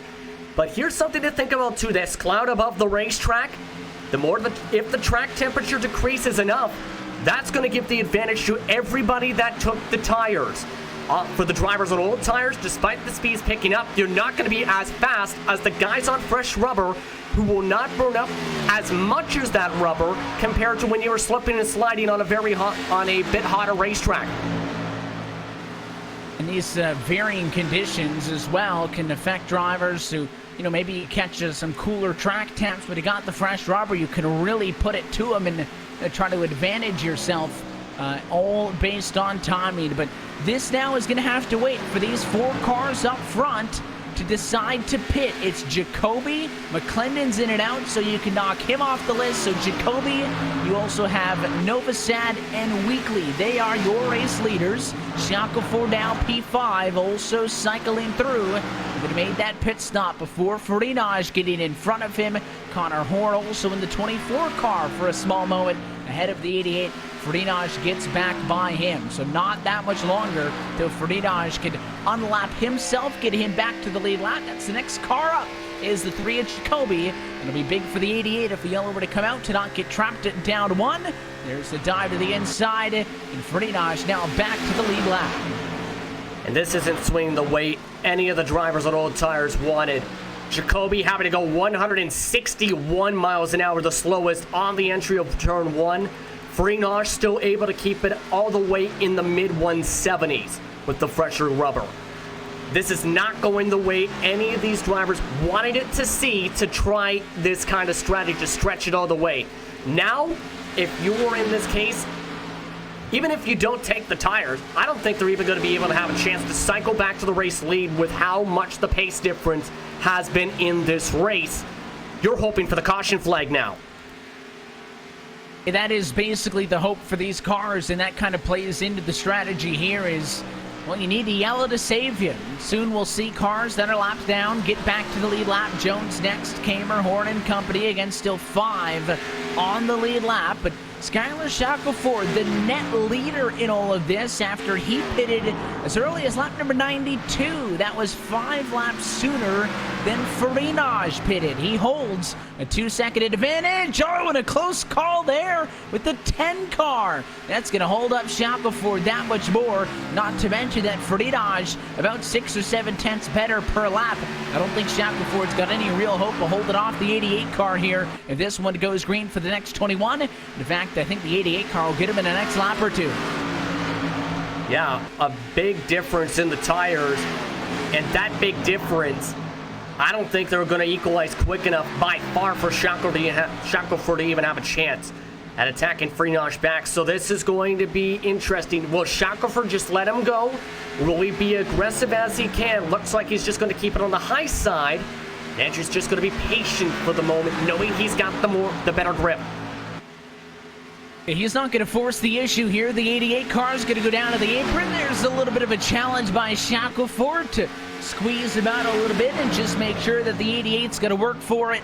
But there it is. Andrew Farinaj back around Shackelford. That is for third at the moment. For the overall net race lead, now just Jacoby and Novosad holding out in first and second. And for Jacoby and Novosad especially, I think when, in hindsight, thinking about this, they needed the track temp to be maybe 20 degrees lower Fahrenheit at the drop of the green flag for this strategy to work. The way it is right now, the tire fall off is just too great to even have it work out for them compared to, say, the 12 and the 88 that are on the fresher tires. The fall off has now continued to grow as much as 1.8 seconds a lap. They're in a bad situation, and they're about to reel in Novosad for second. And reel him in. Of course, the big difference between Jason Jacoby staying out and Todd Novosad staying out. The 34 machine started this race in 15th position. Before this big exchange of pit stops began, he found himself running back at about 17th. So this is kind of one of those Hail Mary calls just to stay out, trying to catch a yellow and ruffle some feathers. But Farinaj will be to him at about the next lap or two. But Jacoby's kind of the oddball in this exchange because, of course, before this pit cycle started, Jacoby was the top 5 car as is. That's why he's some 21 seconds further ahead of Novosad than Farinaj. So if Jacoby could somehow have fuel to go to the end, he could actually win this thing. Still don't think that's going to happen. I think the play is still the same, hoping for a yellow. But Jacoby and Novosad, two very different drivers in their positioning. As here comes Farinaj by on the inside, and he'll take away second. Yeah, Novosad just sitting still that time with how old those tires are at this point. They're right at the edge of their life. The most I think Jacoby and Novosad can run to this point is in our 8 laps, give or take. That's about it, and then they gotta duck down. You've got to think they've been trying to save fuel, especially Jacoby with that 20-second advantage. But I don't know if it's going to work. We just seen the 23 car just duck down, who was a few laps down. Just not going to work. And Andrew Farinaj has now got himself a near 1.5 second advantage over Shackelford. But give a shout out to Chambliss. He's doing what he needs to right now. He's in a net P2 or P3 at the moment. Yeah, it all plays, into the grand scheme of things. There's not just the battle for the race lead. In fact, the cars that have gotten passed by Farinaj aren't going to simply dive down to pit road. Novosad and them, they're still going to try to push to still get that yellow. They got a handful of more laps to go before they're really going to have to be forced down to the pit lane if they are indeed unable to make the distance. But it is not just race win and go home or go for broke. I mean, there's a lot of drivers trying to race in out of points. Of course, if Farinaj does cycle through, he'll of course get this one on the race win, but it's not really the win that advances him. Well, safe for the points anyways, but a majority of the field, again, to be decided to go from the round of 12 to the round of 8, will be decided amongst points. And you've had quite a few drivers from both above and below the cut line coming into tonight have problems that I can't really give you a guesstimation of who may be in or out. I mean, one of the drivers we knew that was in a great spot coming into tonight. And basically needed to lead a lap, and as long as he didn't DNF, finish last, or have somebody that was outside of the cut line lead the most laps, Jacoby and Horn were both in that case where they can do that, where all they need to basically is just lead a lap. Jacoby, I think you can basically say, is a lock for the point, so he can take this gamble if he wants to. Even with this gamble, there's a chance he still finishes in the top half of the field. For drivers such as everyone, say Miller, who tried some risks with some aggressive moves, with guys like Chambliss, they needed something to go their way, tried to roll the dice, stayed out when they needed to try and get a lead lap point. There's still a lot that can still happen, though. 11 laps to go this time here, Evan. 11 laps to go on the longest green flag run that we have seen this evening. It is still the three of Jason Jacoby out and leading this race. The last time we saw Jacoby on pit road was under the caution flag at lap number 65, trying to drive 60 laps to the end and win this race at the virtual Kansas Speedway. Ferdinand continues to close in, and Todd Novosad has come down pit road. Doesn't bode well if you're the 3-car thinking that you could make it. Yeah, because not only that, Weekly, who I think was also on the same strategy potentially, just came in. We also just seen Connor Horn duck down once again without his front end, so Jacoby's right at the edge of the fuel window. Now it's going to be the question of where does he cycle, because he is only 14.5 seconds up the road in front of Andrew Freenash. Looks like he's trying to find a way down to the pits. You can see with the 3 machine, he's running at the bottom of the racetrack, side by side with the 9. If he could make it the distance, Freenash is still making up a second per lap. That would not be enough if those margins were to hold. 14.5 seconds ahead, with about 8 laps to go the next time through. So Jacoby with fuel could make it, but I think the fuel's the problem. Yeah, even with the saving, you might be able to save, say, a few laps by clutching, coasting, and letting the car roll. Heck, even trying to shut off the engine, depending on... But I don't know. This is still... I don't think you could save that much amount of fuel. Maybe 3, maybe 4. But about 8 to 10... That was outside of the realm of realisticness. Still a 12.3 second advantage, but it looks like he's going to try to the bitter end to try and go as long as he can here. Dropping down as low as 153 miles an hour this time at the bottom. Has to pit now. That's it. Can't make it. 7 laps short of trying to play a spoiler. Jason Jacoby is down to pit road. Again, when you have a 29-point cushion, you can make this gamble because a race win in this round gives you a 3-point advantage headed into the round of 8. And as things get ever so tighter, that was something that Jacoby was going to fight for. Listen, he's going to drop way down and have an abysmal finish tonight at Kansas, but he will still, I think, be safely in on points, and it's not going to matter. He wanted those bonus points. Stanford has already got 3, and now it's time for Ferdinand to just lock this one up. He needs 6 more green flag laps until he can get yet another race win. It kind of sounds funny that Andrew Ferdinand to say, Justin, that he's been on a bit of a winless streak. We haven't seen a win in 3 weeks. Last win was the middle race of the round of 16, but he got it done in Richmond. As I mentioned, since then, Horn, Eberhard, and Stanford have gone to victory lane, but Ferdinand trying to take another win, and that means that he would have started every round of the postseason with at least some form of bonus points. Yeah, and he's on his way to what looks to be a 14th victory from counting right on the campaign. That's astronomical. Make it 13th, rather, I should say, pardon me. It's been a dominating season overall for Freenash. We've seen how strong he was in the regular season, and now just under 5 laps away from sealing it. He will have to let Jacoby by, though, because Jacoby, with the fresher tires, is ready to full throttle right on by on the bottom. He'll come by in kind of a role reversal here as Jacoby is going to unlap himself, get back to the lead lap. I mean, that advantage for the 3-car over the 88 is how it was opposite 5 laps ago. Just you couldn't visibly see it because they were so far apart, but it was Frenage not that long ago who was the better car. It seems like Frenage, though, not really concerned about the 10 car of Caleb Wheatley here, not forcing the issue to try to pass him. Of course, we know Frenage had the better tires than Skylar Shackelford, who undercut him by 5 laps. Shackelford still second, some 6.3 seconds off for the race lead. He's actually getting chased down by Scott McClendon, so that one still may change hands. This time by, it's 3 laps to go. McClendon's on a bit fresher rubber, in fact, than Shackelford, I believe. But here's the thing. If you're Frenage, you're hoping this race stays green, because there's been a lots of cases at Kansas where we've seen a late yellow flag in official races.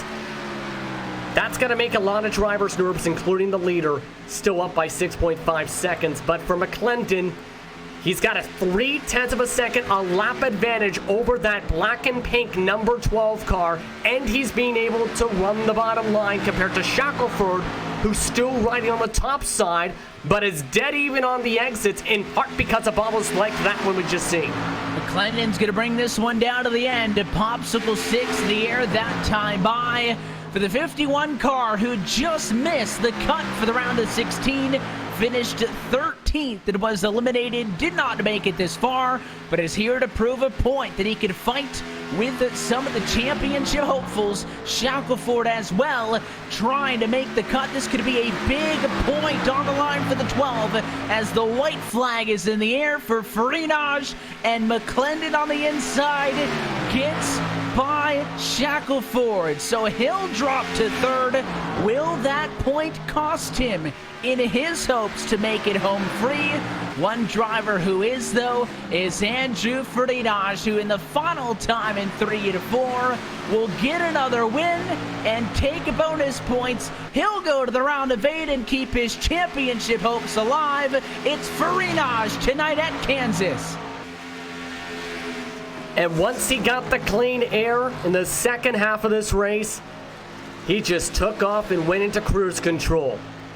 That's what you see many times with Andrew. As soon as he gets that front of the field, gets up to the point, it's hard to keep up with him. And he did the same tonight. Ended up also having the fresher tires to blister on by Shackelford and win this race in the end in front of McClendon by 7.2 seconds, Evan. He comes around to celebrate Andrew Frenage as your winner tonight at Kansas. Didn't need it, but he will join Eric Stanford as your new points leaders, resetting to a 3-point advantage over the other 6 drivers who will join them in the round of 6. And when we come back for post-race, we'll let you know who made the cut and who did not in our unofficial results, if we can pull them. But it is Frenage tonight at Kansas. Post-race coverage is next. You're watching LSR TV's coverage of the 2019 Full Throttle Real Sim Racing Cup Series. Back more on the iRacing Sports Network in just a moment.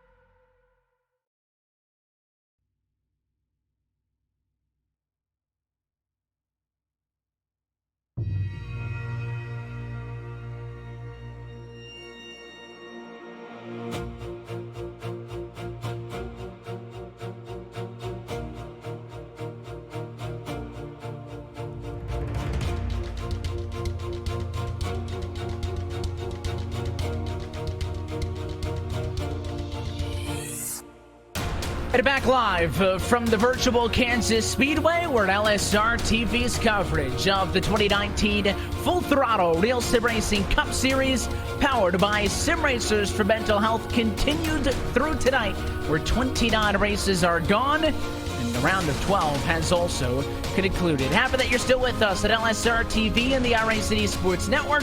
Evan Pasoko, Justin Prince, and Randy Cheneth with you. We will go trackside and talk with your top finishers in just a moment. Before we do so, let's take a look top to bottom at tonight's Ford Entertainment Group full race results. Andrew Ferdinand gets the race win atop Scott McClendon and Skylar Shackelford. It'll be a very close margin for the championship standings, and they are unofficial at this time, so we will not know by the end of this broadcast officially who's in or out. I encourage you to keep an eye on the LSR TV social channels to get that update as soon as we know it. Dylan Jones fourth, and Brian Chambliss the number 5 spot. Andrew T. Jones is 6th. David Washington finishes 7th. Kyle Kamer 8th. Eric Stanford 9th. And Rhett McBride get it up for P10. Thomas J. George finished off in 11th tonight after starting in P11. Despite being involved in one of the first cautions of the day, still able to chug along 21 seconds back up the checker flag. Jason Jacoby, after that bold strategy to try and stretch it as long as he could on the fuel, the pole sitter ends up making his way back up to 12th by the checker flag. Matt Miller and Jonathan Caddell finished on the lead lap. The rest of the drivers 1 lap down or DNF'd. Anthony Fredericks 1 lap down in 15th, followed by Todd Novosad and Caleb Weekly. Remember, Novosad and Weekly were on the same strategy as Jacoby. Connor Horn, after his incident, finished 2 laps down in 18th, just in front of his teammate Jeremy E. Miller. He needed a good race tonight, that 23 machine. Unfortunately, did not go the way he wanted. Scott Brotherton rounded out the top 20, Evan. And continuing on through, these are drivers who would be checked in just past halfway. We're already out of it. It includes Sean Kalist, who comes home in 21st position, John Fowler, 22nd, Shada Parrish, 23rd, Tom Moreno, 24th, and Blake O'Connell in the number 25 spot. To round out a look top to bottom at your Ford Entertainment Group full race results, FEGPC has been serving the iRacing community with custom-built affordable computers specifically built and tuned for iRacing. Your PC will come with everything you need preloaded so you can get racing as soon as it hits your doorstep. Get yours today and join the over 600 iRacers already enjoying a Ford Entertainment Group build. PCs to fit every budget from $540 and up. Go to www.fegpc.net and mention code LSRTV10 to get your builds quoted today. Now trackside at Kansas Speedway Victory Lane is the latest driver to advance into the round of 8. Andrew Ferdinand back at Victory Lane. Andrew, congratulations on the win. Kind of a quirky one tonight. You don't take that time at the queue. You start at the back, but I mean, a lot of yellows and carnage up to halfway, and then all of a sudden we raced it out. Yeah, man, I'm shocked how this race went. I was 110% believing that it was going to be like Talladega. All week, from what I saw, it was 5 laps. We'd get a wreck, reset, 5 laps, and it was all in the draft. But we got a long run. I think I did one practice with the long run earlier in the week, and I kind of knew how to drive it. It definitely felt looser than all week, but that really came into my wheelhouse. It started driving like the Xfinity car, honestly, and I raced a whole bunch of that, so I kind of knew how to drive it, and it just worked out right. I know Horn there got in an incident, and that really broke Shackelford and them up. I think they were going to be extremely hard to beat if that didn't happen. It's a shame it did, but what happened. We come out with a win. I couldn't be happier. Of course, the big thing in this, we saw with Jason there kind of trying to play a strategy game to go for the win as well. He really didn't need the win. It was more so to get the bonus points. And, when the round of 16 started, he had all those bonus points accumulated for the good regular season. But for the round of 12, it was much a smaller margin, and you were able to get through Dover and Dega pretty good to put yourself in a good position tonight. So this win as well gives you a small bump, but for as good of a year as you have had, 3 points above the rest of the competition, not a ton. As we get set to kick off the next round into Martinsville, how do you stay on your game now so far with a win in each round? Yeah, honestly, I could not be more thrilled to get out of this round. I was calling it the wild card round just because this tonight and Talladega and Dover's Dover. So we have 2 tracks that you can really control your own destiny, I'm going to say. You don't have to have the draft like we've had the past few weeks, and Martinsville was a fun track. It's going to be crazy because a lot of contact. The track can get blocked easy, but at least you kind of control your own destiny. You're on the brake, you're on the gas instead of having to draft up the people and slide job and all that. And Phoenix is the same way. Texas, the tire wear gets pretty bad, so we get 20 laps in, it's going to be the same way as it was tonight. You can kind of control your destiny and drive the car. So I'm looking forward to this round. I like all three tracks. I've won at all three tracks before, so feeling very, very confident going into it. I think we'd be hard-pressed to find a track that that 88 machine either hasn't won at or that you're not confident going into as you continue your march to the Full Throttle Cup, Andrew. But tonight, it is a race win for the virtual Kansas Speedway.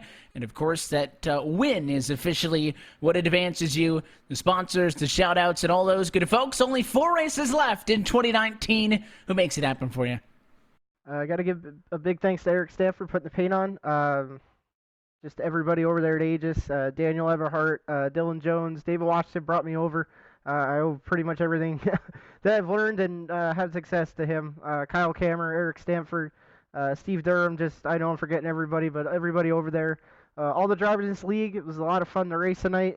They kind of make the league, and it's I look forward to every Monday night racing against these guys. You guys for broadcasting, Brian for admitting, and all the fans. I hope you put on a good show and you guys enjoyed it. We always appreciate your support of this series. It did, of course, give us some time here post-race late on a Monday night to chat with you. Andrew, again, congratulations on the win. Congratulations on advancing. Enjoy it while you can, but I know it's back to business. We'll catch you in Martinsville. Thanks so much, guys. He's your winner tonight in the Kansas 125. Scott McClendon, we mentioned, that just missed out on the cut to make it to this round, but with a statement run tonight comes home P2. Justin, you're with him.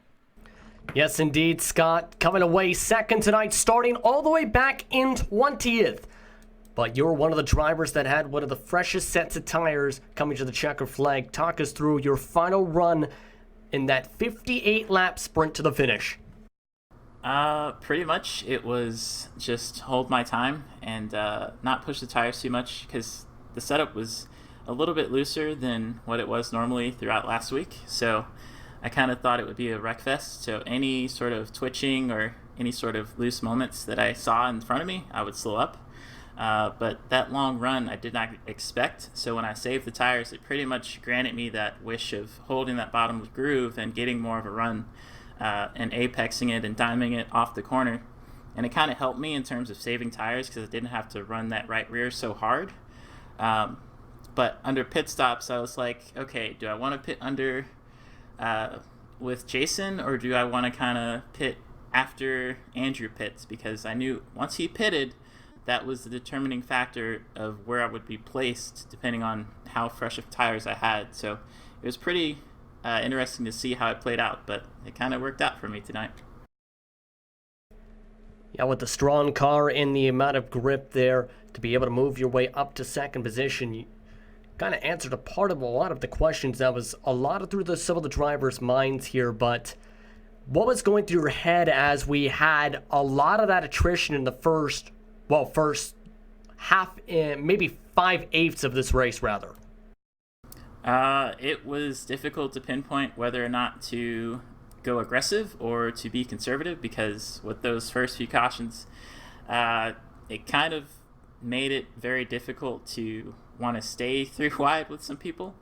As you saw, some people got loose out of 4. I can't remember who it was, but I slowed up as soon as I saw them beating and banging, and then Connor got past me, and then they eventually wrecked, and I just kind of walked on through with no sort of damage or anything. So that was kind of my plan from the get-go, was to let everyone wreck each other out and then be there for the finish. So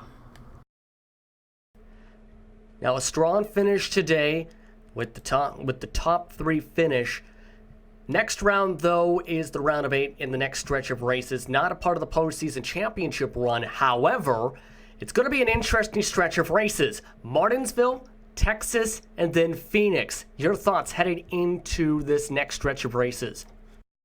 I feel like Martinsville is going to be a little bit sketchy between all of us because we're going to be so close, yet we're going to have to go from 140 miles per hour, probably even more than that, down to about 70. So it's going to be very sketchy on braking. Texas, I love that track from the very get-go, from when I tried it probably 3 years ago, and I've been fast there ever since. So I've even raced against some of the pros there and been able to keep up. So I'm pretty sure I'm going to do well there. Phoenix, that's kind of a wild card for me, but hopefully everything works out well and I actually do a great job and finish ahead of everyone else. Very curious to see what happens indeed as well in those next couple races. Is there anyone you want to thank, though, before we let you go here for tonight's action? I definitely want to say a shout out to my sponsors and partners in my real life karting and in my sim racing. Worldwide Technology Raceway, great home for dragsters, IndyCar, NASCAR, ARCA, all that good stuff. Margate Racing, they provide me with my K3 kart that I race at the Gateway Kartplex, which is also another sponsor of mine. And Skip Barber Racing School, they taught me everything there is to know about apexing, weight transfer, all the good things that you would know to, pretty much go pro in racing in general. And a good friend of mine from Vintage Indy Registry to help out when I need financial help with my karting and big events across the states. So thank you to all of my fans and family, and thank you guys for broadcasting. It's always a pleasure to race and give you guys a show. Congratulations on the second place finish, Scott. A strong run and a strong race overall for you. Thank you. Have a good night, guys. You too. That was Scott McClendon coming away in second tonight. Evan, back to you. And continuing on down through the finishing order, we're caught up with Skylar Shackelford, who came into this evening in a tough position, minus 11 to the cut line. And Skylar, I know that Talladega didn't quite end as you would have hoped. You dropped 2 spots to the points coming out of that one. And then coming into tonight, needed a good run. You get that, however, with the points not official at this moment. Looks like P3 may just have not been enough. But regardless, how would you assess the evening? Yeah, it was a good night. I knew coming in here that it was probably going to take a win, because as you mentioned, Dega last week didn't really go as planned. I think if that would have went a little bit better, I had a realistic shot to make it in on points. But I knew I had to race as hard as I could tonight, because that was basically my last-ditch effort, and I knew I came up a little bit short, but I still feel like I probably put on one of the best runs I've had all year. So, I mean, I guess at the end of the day, I got outraced by Andrew. I mean, I guess I'm going to get outraced by somebody and have it be him. Of course, these are battles that have gone back and forth many a times this year.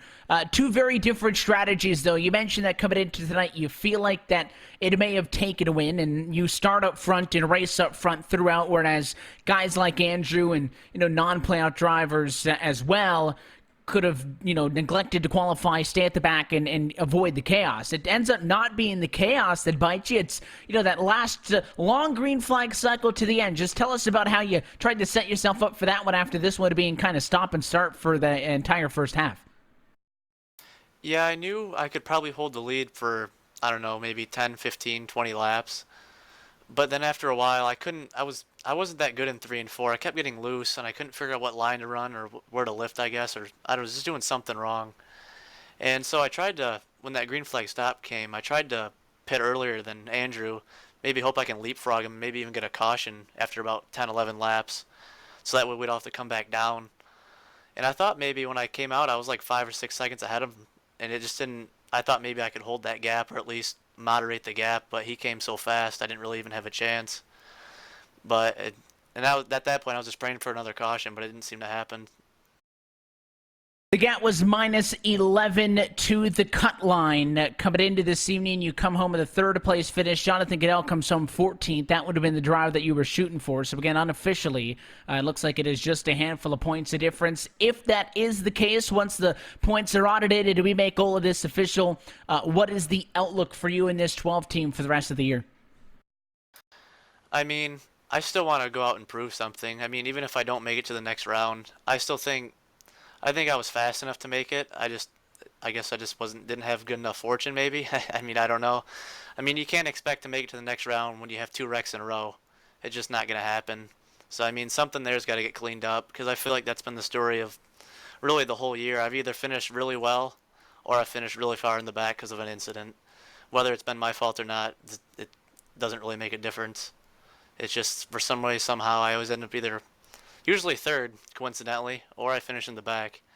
But I still want to go out there and prove something and at least run up front and at least show that I can somewhat deserve to be there, even if I'm not.